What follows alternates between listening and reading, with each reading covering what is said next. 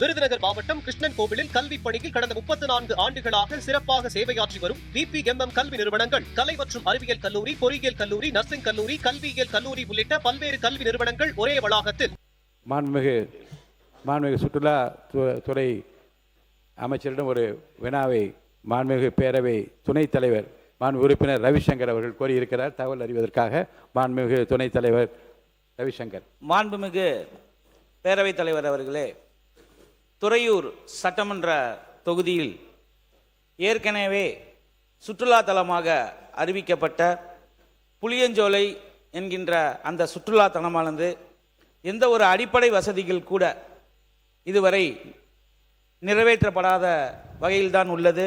காவல் நிலையம் கிடையாது, மருத்துவமனைகள் கிடையாது, பெண்கள் உடை மாற்றும் இடம் கிடையாது, அதிக விபத்துகள் நடக்கின்ற இடமும் அதுவாகத்தான் இருக்கின்றது. துறையூர் பஸ் ஸ்டாண்டிலிருந்து புளியஞ்சோலைக்கு செல்லும் வழி மிக மிக மிக கூறுகளாக இருக்கின்றது. அபாயகரமான வளைவுகள் 3 இடங்களிலே குறுக்கிடுகிறது. அதை போல துறையூர் சட்டமன்ற தொகுதியில் உள்ள சின்ன ஏரி கிட்டத்தட்ட 20 ஆண்டுகள் ஆகிறது. அது தூர்வாரப்பட்டு அதனுடைய நிலை எனக்கு மாண்புமிகு அமைச்சர் விளக்கி கூறினால் நன்றாக இருக்கும். 2 தான்.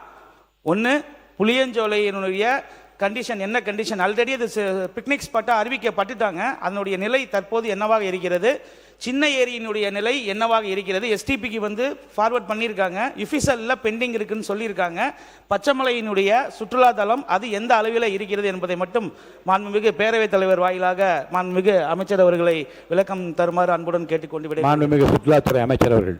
திருச்சிராப்பள்ளி மாவட்டம் துறையூர் வட்டத்தில் அமைந்துள்ள புளியஞ்சோலை திருச்சிராப்பள்ளி நகரத்திலிருந்து சுமார் 80 கிலோமீட்டர் தொலைவில் அமைந்துள்ள ஒரு முக்கியமான இயற்கை சுற்றுலா தலமாகும்.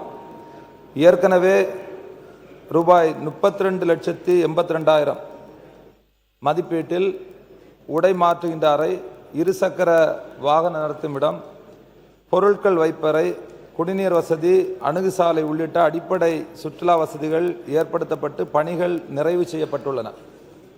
தற்போது ரூபாய் 73 லட்சம் மதிப்பீட்டில் கழிப்பறை, அமரும் இருக்கைகள், சிறுவர்களுக்கான விளையாட்டு உபகரணங்கள், சாலை வசதி, போர்வெல், சுற்றுலா வழிகாட்டி பலகைகள் மற்றும் மின்விளக்கு வசதிகள் உள்ளிட்ட பல்வேறு சுற்றுலா மேம்பாட்டு பணிகள் நடைபெற்று வருகின்றன.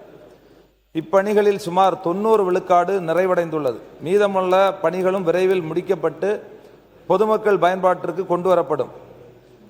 இன்னும் மதிப்பிற்குரிய நம்முடைய துணை மாண்பு பேரவைத் தலைவர் அவர்கள் அங்கே 24 மணிக்கூறும் ஒரு காவல் நிலையம் வேணும்னு கேட்டிருக்காங்க. அதே மாதிரி அங்கே சுகாதார வளாகம் அப்படி அதையும் அடிஷ்னலாக கேட்டிருக்காங்க. ஆனால் எங்கள் சுற்றுலாத்துறை மூலம் இப்போ இது இன்னொரு டிபார்ட்மெண்ட், இன்னொரு துறை சார்ந்த விஷயம். அதனால் அந்த துறையினுடைய அமைச்சர்கள் மதிப்பிற்குரிய நம்முடைய மாண்புமிகு மக்கள் நல்வாழ்வுத்துறை அமைச்சர்கிட்ட கலந்து பேசி, அதே மாதிரி இன்னும் மாண்புமிகு முதல்வர் அவர்களுடைய கவனத்தை, ஏன்னா போலீஸ் ஸ்டேஷனை பொறுத்தவரைக்கும் முதல்வர் அவருடைய கண்ட்ரோலில் இருக்குது. மாண்புமிகு தமிழக முதல்வர் அவரோடு கலந்து பேசி அதை என்னென்ன அடிப்படை வசதிகள் மேற்கொள்ளப்பட வேண்டுமோ அதை வரக்கூடிய காலங்களில் அதை கலந்து பரிசீலித்து அதற்கான நடவடிக்கை மேற்கொள்ளப்படும் என்பதை மாண்புமிகு பேரவைத் தலைவர் வாயிலாக மாண்புமிகு துணை சபாநாயகர்கள்ட்ட தெரிவித்துக் கொள்கிறோம்.